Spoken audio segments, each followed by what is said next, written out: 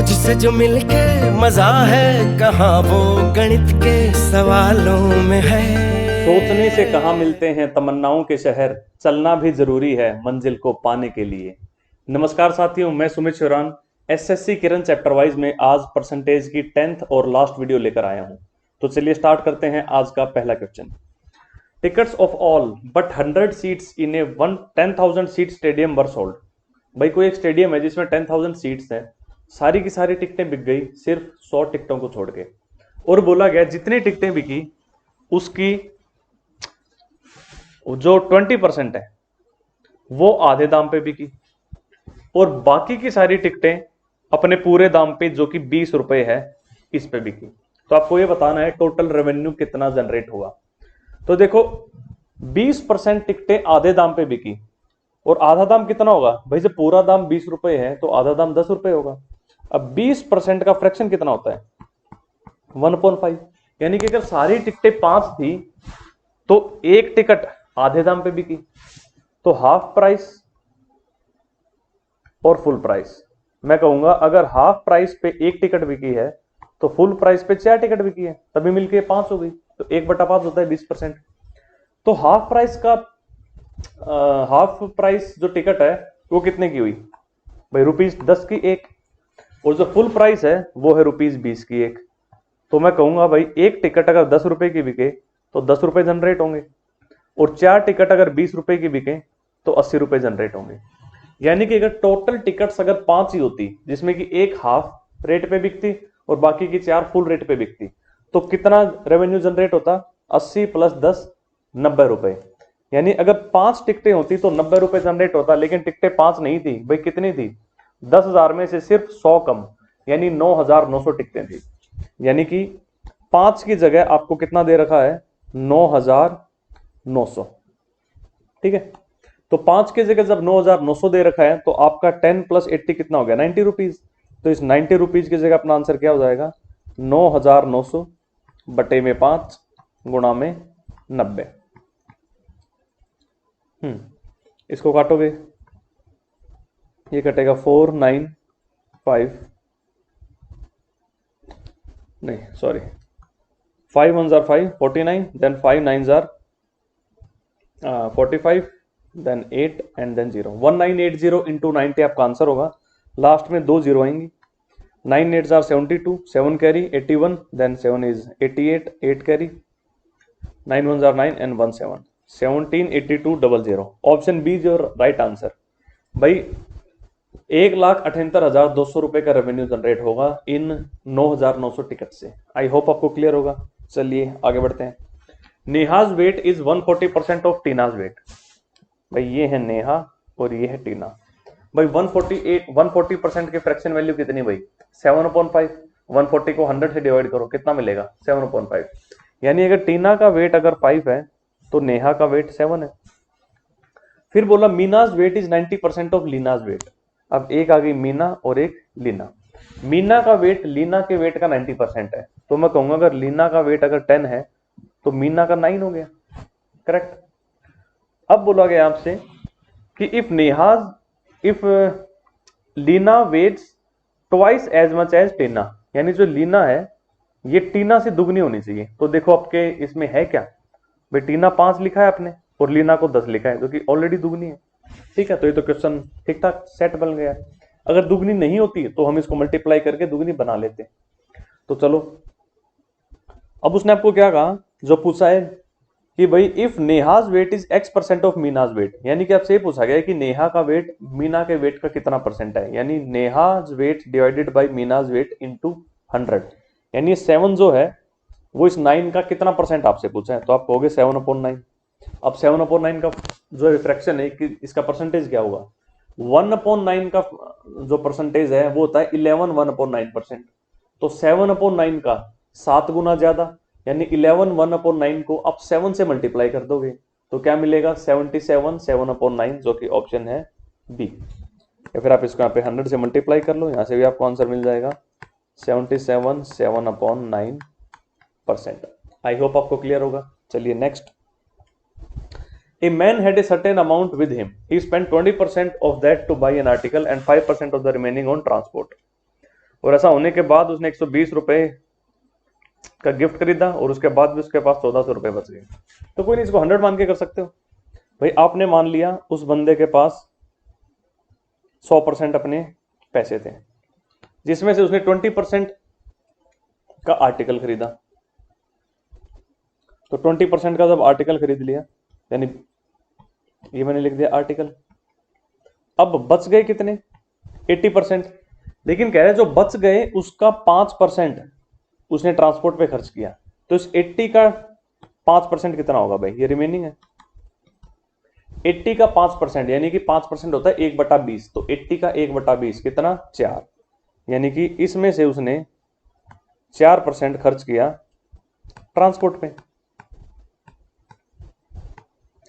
और उसके बाद 120 रुपए का गिफ्ट खरीदा और उसके बाद फिर 1400 रुपए और बच गए। यानी यहां पे ट्रांसपोर्ट पे खर्च करने के बाद उसके पास कितने पैसे बचे? 120 और 1400, 1520 बच गए। लेकिन परसेंटेज में कितना बच गया उसके पास?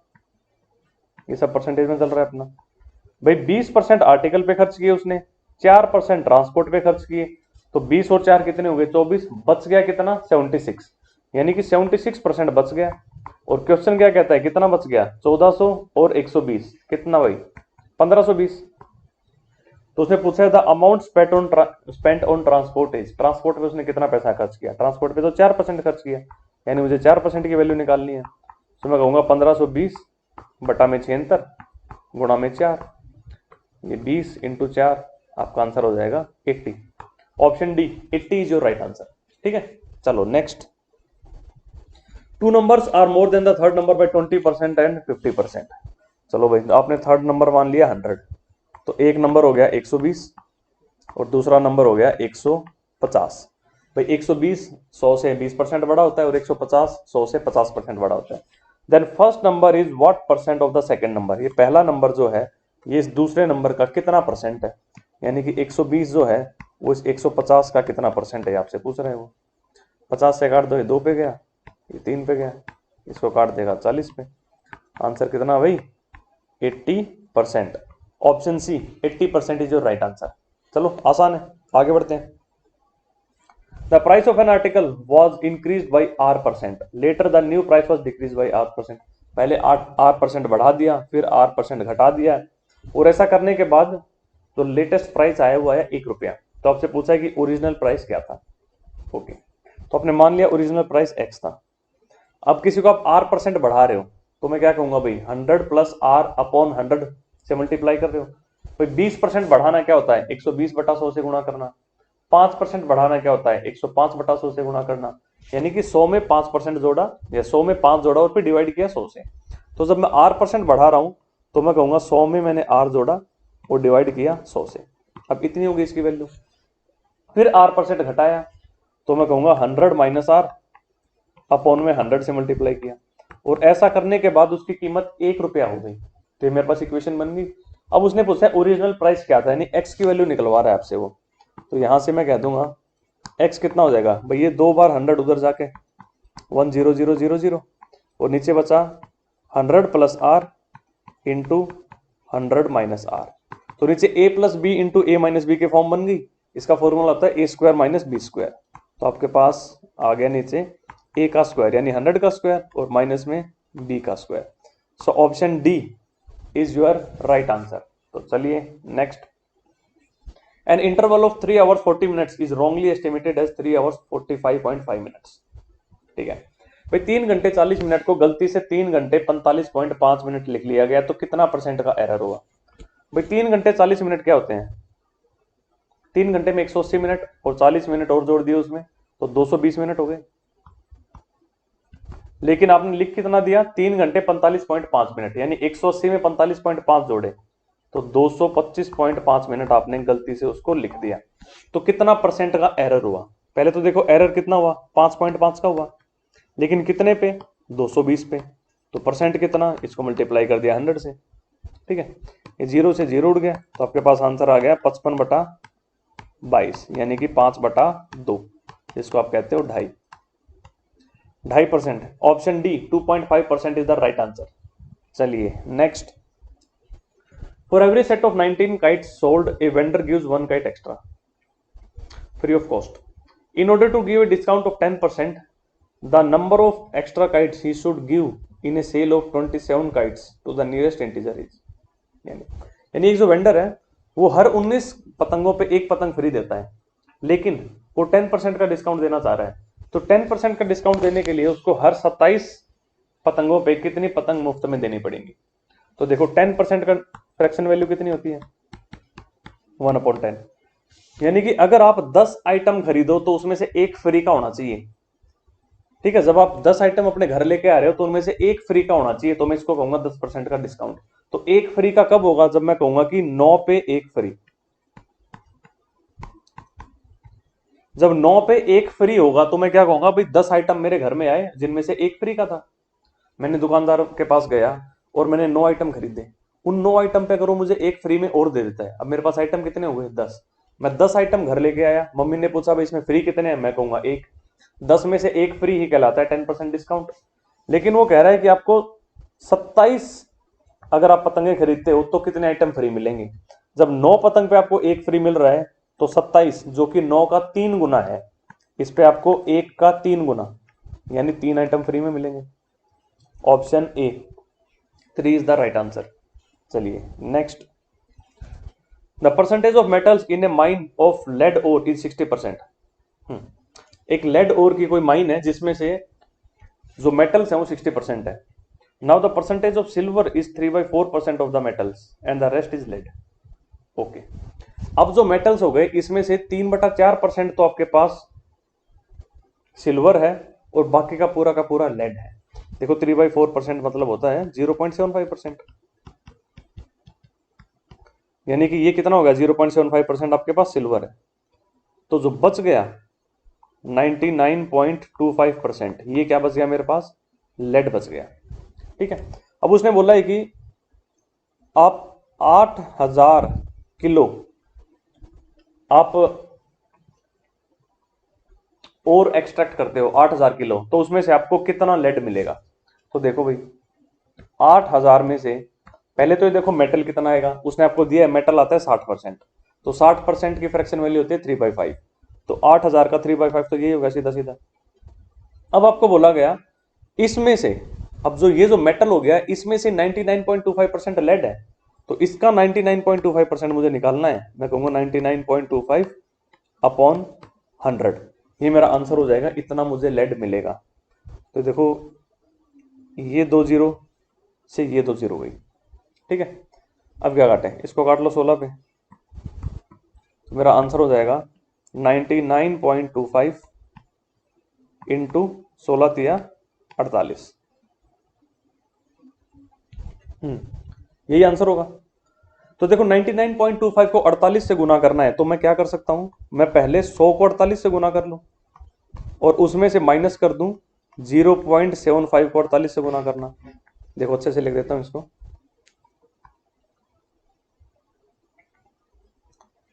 मैं लिख सकता हूं 100 को गुणा कर लूं 48 से और उसमें से माइनस कर दूं 0.75 को गुणा करना 48 से.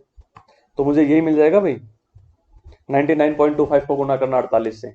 ठीक है, तो 100 को गुना करना 48 से मतलब कितना मिल गया आपको, 4800 और माइनस 48 का 0.75% यानी कि 48 का 3/4 कितना मिलेगा, 36.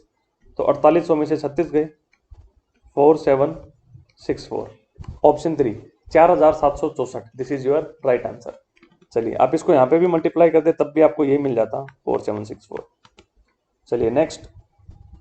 ए businessman's earning increase by 25% in 1 year but decrease by 4% in the next year. कोई बिजनेसमैन है, उसकी जो अर्निंग है वो पहले साल तो 25% बढ़ी और उसके अगले साल 4% घट गई. तो इसी पैटर्न में 5 साल तक यही पैटर्न चलता रहा. तो 5 साल के बाद उसकी जो अर्निंग्स हुई टोटल 5 साल के अंदर वो हो गई 72,000.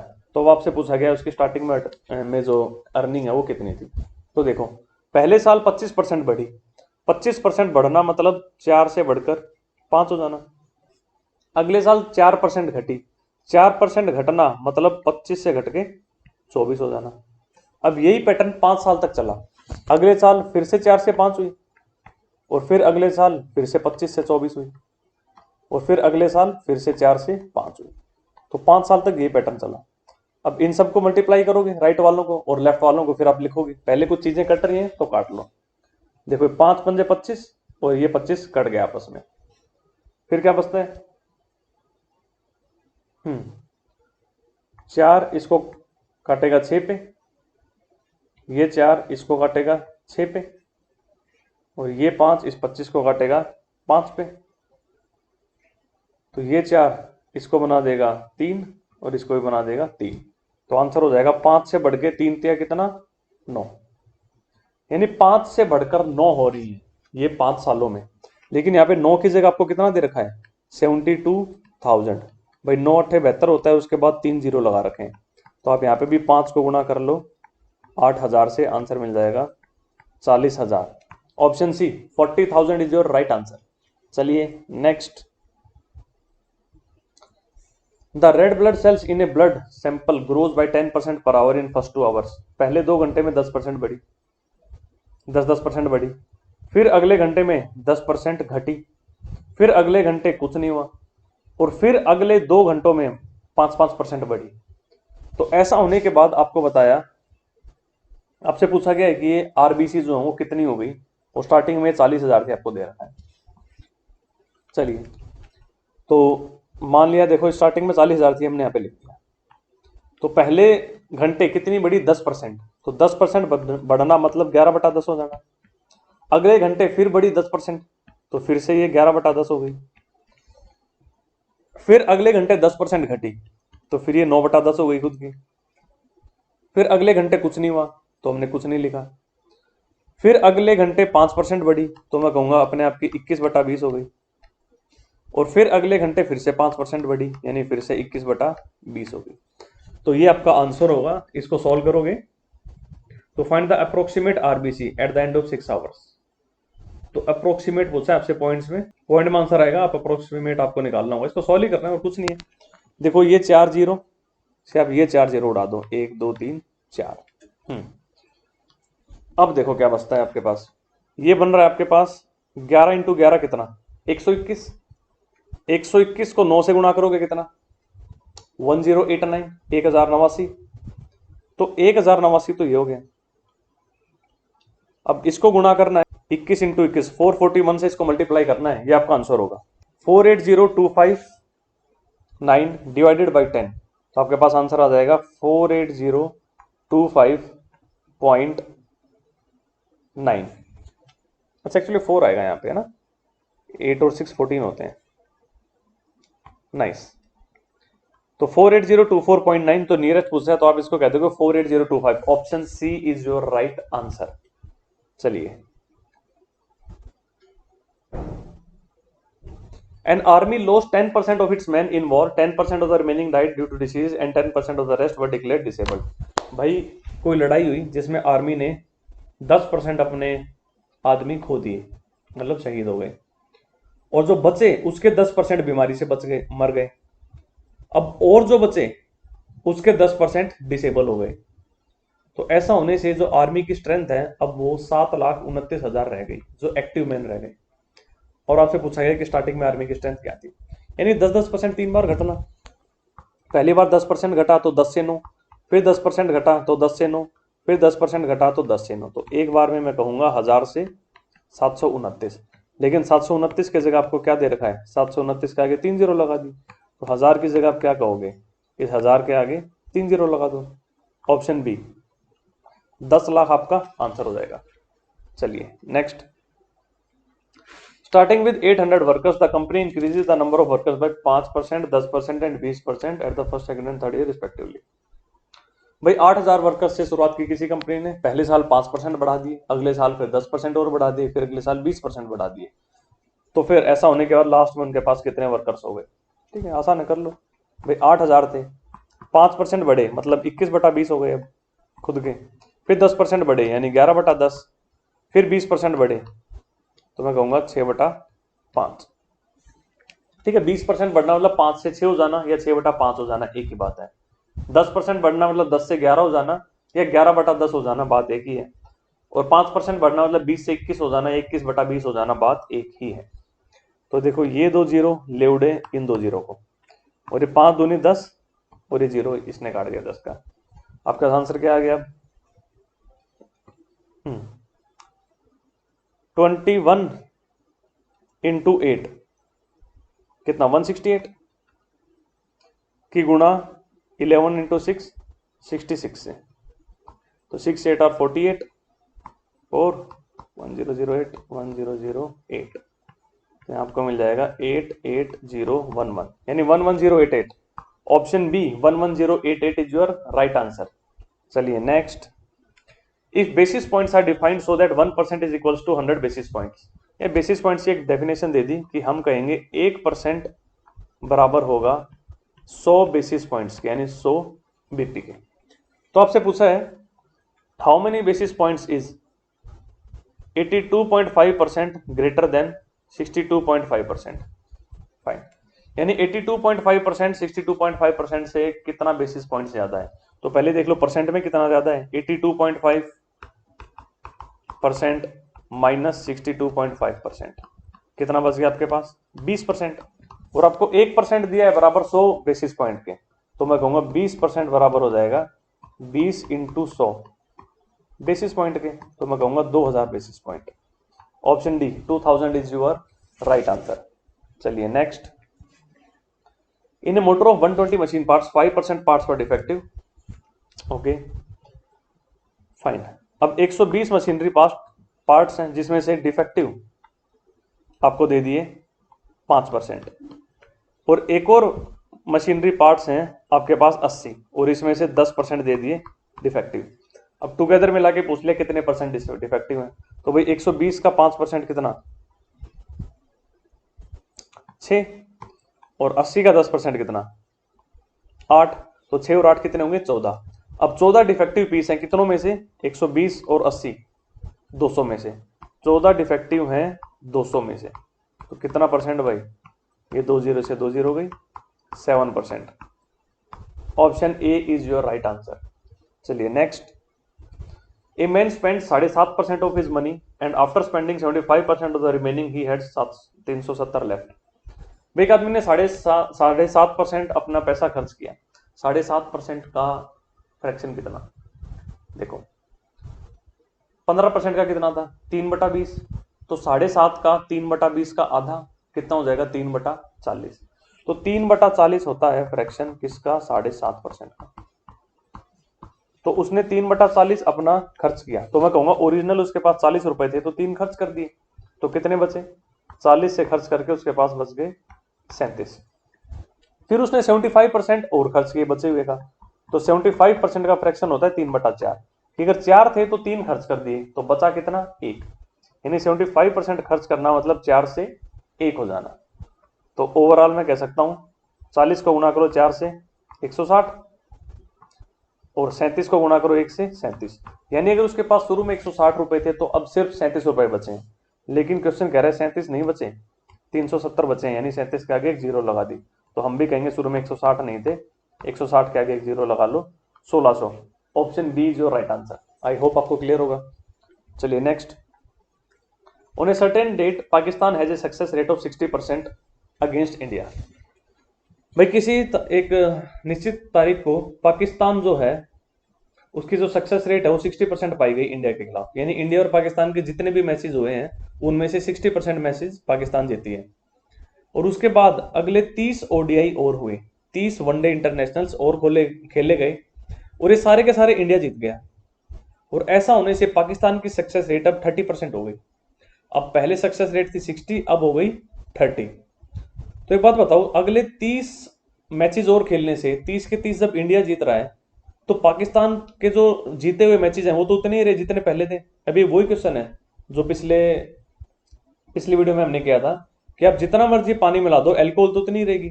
अब जितने मर्जी आपने मैचेस खिलवा दिए, अगर सारी इंडिया जीत रही है तो पाकिस्तान के तो मैचेस की जीत उतनी ही रही ना। तो मैंने मान लिया स्टार्टिंग में एक्स मैचेस थे, लेकिन इस एक्स का 60% पाकिस्तान जीती हुई थी।